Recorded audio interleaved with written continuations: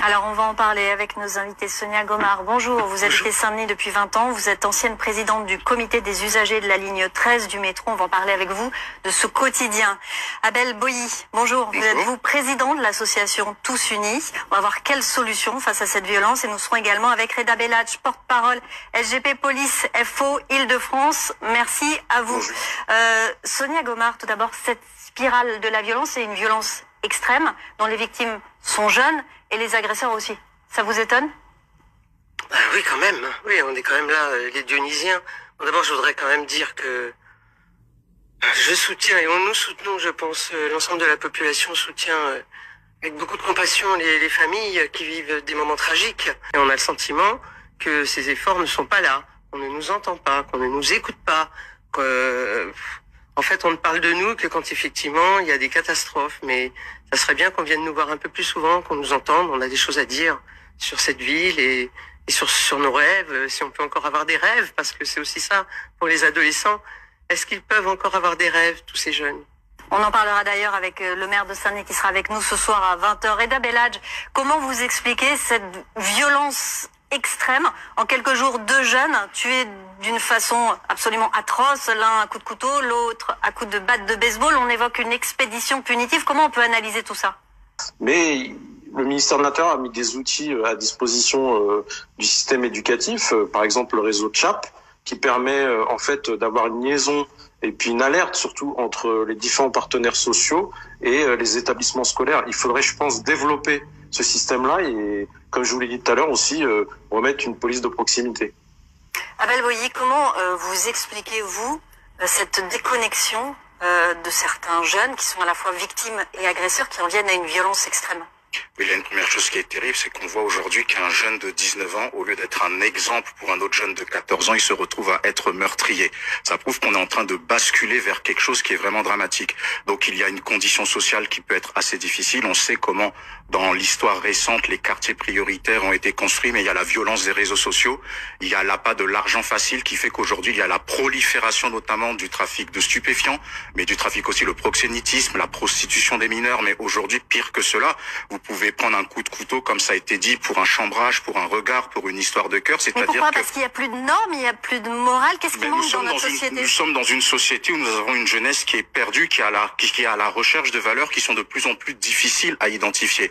Nous avons aussi une école qui subit beaucoup de difficultés. C'est pour ça qu'il a été très malheureux de jeter l'opprobre sur le corps professoral, parce que sans eux, notre jeunesse est foutue en réalité. Donc, il faut que, comme ça vient d'être dit, que les acteurs de terrain que nous sommes, les associations, les dispositifs d'insertion et de réinsertion, l'école et la police puissent travailler ensemble toujours plus pour sauver ce que l'on peut sauver. Parce que ce qui est embêtant dans le discours politique, c'est qu'on parle toujours à l'horizon de la prochaine élection et pas de la prochaine génération. Une situation qui a mis plusieurs dizaines d'années à se déliter ne va pas être reconstruite en 5 ans ou en 10 ans. Il faut assumer que ça va prendre du temps. Il faut assumer que malheureusement, on va encore avoir de la perte jusqu'à ce que l'on puisse arriver à une situation de paix. Mais je vais vous poser une question simple. Comment on explique à ces jeunes que chaque vie a un prix?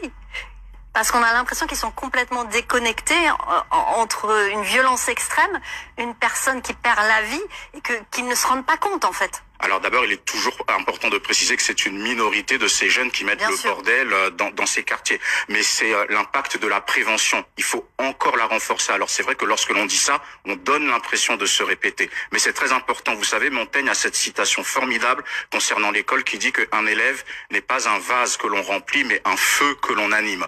Pour que ce feu puisse s'animer, il faut que tous les acteurs de terrain puissent être en mesure, avec les moyens nécessaires, de pouvoir travailler auprès de cette jeunesse pour leur faire quitter justement cette corruption intellectuelle qui est liée à l'attrait de l'argent facile. Mais concrètement, j'ai envie de vous demander, qu'est-ce qui manque? Qu'est-ce qu'on peut faire à très court terme pour que ça change? C'est augmenter la prévention. Monsieur Belladj l'a dit, la police de proximité, travailler sur le rapprochement police-population. renforcer, que ce soit financièrement, avec des locaux, avec tout type de moyens, les associations qui sont sur le terrain et qui font un travail formidable parce que, comme Madame l'a dit, on montre souvent ce qui ne va pas, mais il y a aussi des très belles réussites. On a des jeunes qui se repentent de ces voies de délinquance que l'on montre pas assez. On a des jeunes aussi qui sont prêts à témoigner de ce qu'ils ont vu pour pouvoir éveiller la conscience d'autres jeunes qui peuvent être tentés. Parce qu'aujourd'hui, qu'est-ce que l'on voit? On voit de la professionnalisation dans la délinquance et on voit quelque chose de très précoce. C'est-à-dire que dès l'âge de 12-13 ans, vous avez des jeunes qui sont prêts à prendre un couteau, vous avez des filles qui sont prêtes à rentrer dans des réseaux de prostitution et on en revient toujours à la même chose, l'attrait de l'argent facile qui est mis face à quoi? À une condition sociale qui est vraiment difficile. Donc il faut renforcer les acteurs sociaux encore et en enlevant ce discours fallacieux qui dit que oui, on a mis des milliards dans les quartiers, mais il faut demander aux habitants de ces quartiers s'ils voient ces milliards au quotidien. Et justement, Sonia Gomard, vous les avez vus, vous, cet argent investi à Saint-Denis, vous avez ressenti? Non, j'ai même assisté à une réunion avec un préfet il y a un certain temps, au début d'ailleurs dans les années 2023-24, qui disait mais on a un dossier Saint-Denis, c'est monstrueux, ce qu'il faudrait faire c'est colossal quoi, et en fait c'est pas la hauteur. Merci à vous, Sonia Gomard, merci Abel Boilly d'être venue sur ce plateau.